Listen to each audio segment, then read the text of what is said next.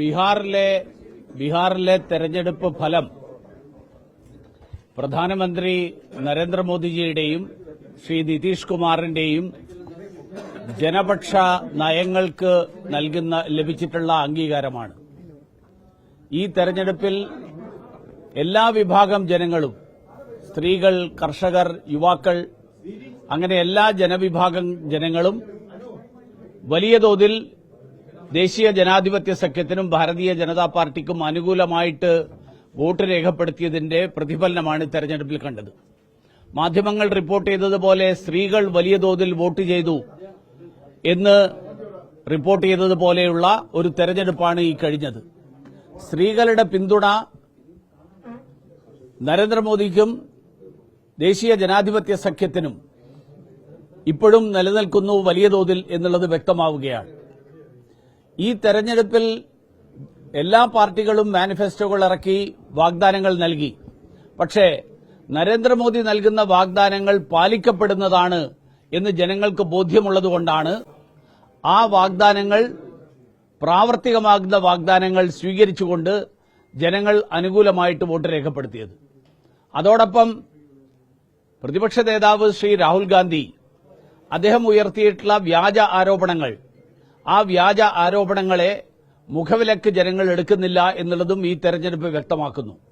തെരഞ്ഞെടുപ്പ് കാലത്ത് ഇന്ത്യ സഖ്യത്തിന്റെ നേതാക്കന്മാർ നടത്തിയിരുന്ന പ്രഖ്യാപനം, അവരുടെ അവകാശവാദം ഈ തെരഞ്ഞെടുപ്പിന്റെ ഫലം വരുന്നതോടുകൂടി കേന്ദ്രത്തിൽ നരേന്ദ്രമോദിയുടെ സർക്കാരിന്റെ ഭരണം അവസാനിക്കുമെന്നുള്ളതാണ്. ബീഹാറിലെ ജനങ്ങൾ ഇന്നത്തെ സാഹചര്യത്തിൽ കേന്ദ്രത്തിൽ ഒരു ഭരണമാറ്റം ആഗ്രഹിക്കുന്നില്ല, നരേന്ദ്രമോദി ഈ രാജ്യത്ത് തുടർന്നും ഭരിക്കണം എന്നുള്ള ജനങ്ങളുടെ ദൃഢനിശ്ചയം, ആ ദൃഢനിശ്ചയമാണ് ഈ തെരഞ്ഞെടുപ്പ് ഫലത്തിൽ പ്രതിഫലിച്ചിട്ടുള്ളത്. അതുകൊണ്ട് തന്നെ രാഹുൽ ഗാന്ധി ഇനിയെങ്കിലും ഇത്തരത്തിലുള്ള അപക്വമായിട്ടുള്ള പരാമർശങ്ങൾ, പ്രതിപക്ഷ നേതാവിന് നിരക്കാത്ത തരത്തിലുള്ള പരാമർശങ്ങൾ, ആ പരാമർശങ്ങളിൽ നിന്ന് പിൻവലിയുന്നതിലൂടെ മാത്രമേ കോൺഗ്രസിന് എന്തെങ്കിലും തരത്തിൽ നില മെച്ചപ്പെടുത്താൻ ഭാവിയിൽ സാധിക്കുകയുള്ളൂ. കേരളത്തിൽ ഭരണം നടത്തുന്ന ഇടതുപക്ഷ പാർട്ടികൾ ബീഹാറിൽ വലിയ പ്രഖ്യാപനങ്ങൾ നടത്തിയ ആളുകളാണ്. കഴിഞ്ഞ തവണത്തേക്കാൾ കൂടുതൽ സീറ്റുകളിൽ ഇത്തവണ മത്സരിച്ചു. കഴിഞ്ഞ തവണ 28 സീറ്റിൽ മത്സരിച്ചെങ്കിൽ ഇത്തവണ 33 സീറ്റുകളിലാണ് മത്സരിച്ചത്. പക്ഷെ കഴിഞ്ഞ തവണ കിട്ടിയതിന്റെ പകുതി സീറ്റ് മാത്രമേ ഇപ്പോൾ അവർ ലീഡ് ചെയ്യുന്നുള്ളൂ.